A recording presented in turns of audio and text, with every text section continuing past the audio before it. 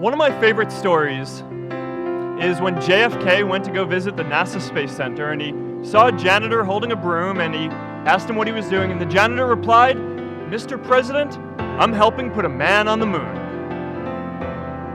Purpose is that feeling that you are a part of something bigger than yourself, that you are needed, and that you have something better ahead to work for.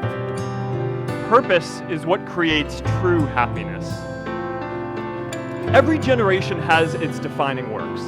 More than 300,000 people worked to put that man on the moon, including that janitor. Millions of volunteers immunized children around the world against polio, and millions of more people built the Hoover Dam and other great projects. And now it's our generation's turn to do great things. Now I know, maybe you're thinking, I don't know how to build a dam. I don't know how to get 1 million people involved in anything. Well, let me tell you a secret. No one does when they begin. Ideas don't come out fully formed. They only become clear as you work on them. You just have to get started.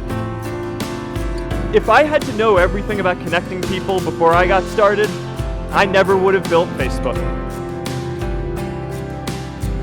I remember that night I launched Facebook from that little dorm in Kirkland House. I went to Noakes with my friend KX, and I remember telling him clearly that I was excited to help connect the Harvard community, but one day someone would connect the whole world. The thing is, it never even occurred to me that that someone might be us. We were just college kids. We didn't know anything about that. There were all these great big technology companies with all these resources, and I just assumed one of them would do it.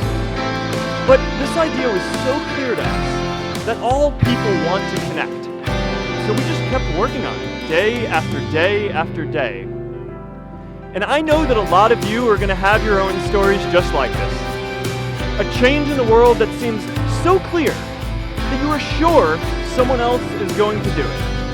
But they're not. You will. But it's not enough to have that purpose yourself. You also have to create a sense of purpose for others.